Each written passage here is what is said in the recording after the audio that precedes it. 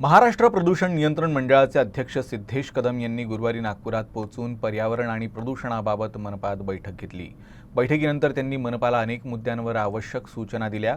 Single use प्लास्टिकचा वापर करणारे आणि कोळसा तसंच लाकडाचा वापर करणाऱ्या रेस्टॉरंट्सवर कारवाई करण्याचे त्यांनी निर्देश दिले। महाराष्ट्र प्रदूषण नियंत्रण मंडळाचे अध्यक्ष सिद्धेश कदम यांनी बैठकीत एसटीपी प्लांट, घनकचरा, हवेची गुणवत्ता आणि सिंगल यूज प्लास्टिक या 4 प्रमुख मुद्द्यांवर चर्चा केली।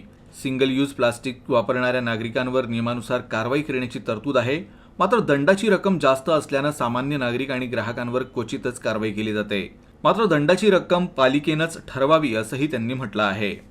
अगर मैं एक सिटीजन को 5 रुपये फाइन करता हूँ तो वो कितपत सही है, वो एक बहुत बड़ा प्रश्न चिन्ह है। इसलिए हमने कॉरपोरेशन को सजेस्ट किया है कि आप आपके स्तर पर आपके बायलॉ स्टडी करके आप आइडेंटिफाई कीजिए कि आपके बायलॉज में कुछ अभी तो रूल बोलता है 5,000 रुपये, जो गवर्नमेंट का रूल है, जो स्टेट गवर्नमेंट का, पर आपके बायलॉज में आप स्टडी करो whether you can reduce that fine or you can make some alterations in that fine, तो वो स्टडी करेंगे। क्योंकि समझो अगर मैंने किसी को 500 रुपया फाइन लगा दिया, एक बार लगाया, 2 बार लगाया और तीसरी बार वो गलती नहीं करेगा।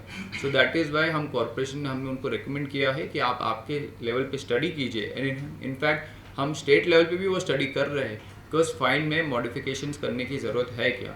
5 का कितना होगा, ज़्यादा होगा, कम होगा, अभी बोल नहीं सकते, कुछ उस पर स्टडी चालू है। पर 100% जैसे आप बोल रहे हैं कि अगर मैं किसी को 500 रुपया, 1000 रुपया, 1500 रुपया फाइन लगाऊंगा, वो 100% वापस वो गलती नहीं करेगा। आज 5,000 रुपया ये थोड़ा एक्सट्रीम होता है, ये हमारी सबकी राय। कोळशावर आधारित तंदूर वापरणाऱ्या बेकरी आणि रेस्टॉरंट्सवर दंड आकारून कारवाई करण्याचेही त्यांनी निर्देश दिले। प्रदूषण रोखण्यासाठी व्यावसायिक आस्थापनांना एलपीजी किंवा इतर कोणत्याही ऊर्जेचा स्रोत स्वीकारावा लागेल असंही कदम म्हणाले। बेकरीज आणि जे रेस्टॉरंटमध्ये जे तंदूर यूज होतो तिथे आम्ही त्यांना सांगितलेलं आहे की you have to move to clean fuel.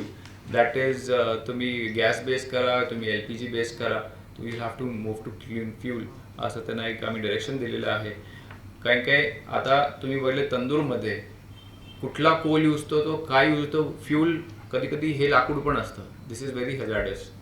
तर त्या अनुषंगाने जसं मुंबईमध्ये आम्ही हायकोर्टाच्या डायरेक्शनप्रमाणे कसे नॅशनल क्लीन हेल्थ प्रोग्रामच्या अंतर्गत आणि हायकोर्टाच्या डायरेक्शननी आम्ही त्यांना ते तसे निर्देश दिलेले आहेत की तुम्ही इथे सुद्धा ते लागू करा। आम्ही त्यांना निर्देश दिलेले आहेत की तुम्ही इथेही लागू करा, बिकॉज म्हटलं तर ते चिमणीने ते परत हवेतच जात आहे, वातावरणात जात आहे, आणि प्लस ते आपण खातोय ते कितपत हायजिनिक आहे किंवा कितपत आपल्या आरोग्यासाठी चांगलं आहे। कसं आपल्याला स्मोक फ्लेवर आवडतो, पण तो स्मोक कुठून येतोय हे पण आपण थोडं बघितलं पाहिजे। कदम यांनी शहरातील हवेच्या गुणवत्ता निर्देशांकाबद्दल चिंता व्यक्त केली। नजीकच्या भविष्यात या विषयाबाबत विशेष धोरण तयार केलं जाणार असल्याचंही त्यांनी सांगितलं।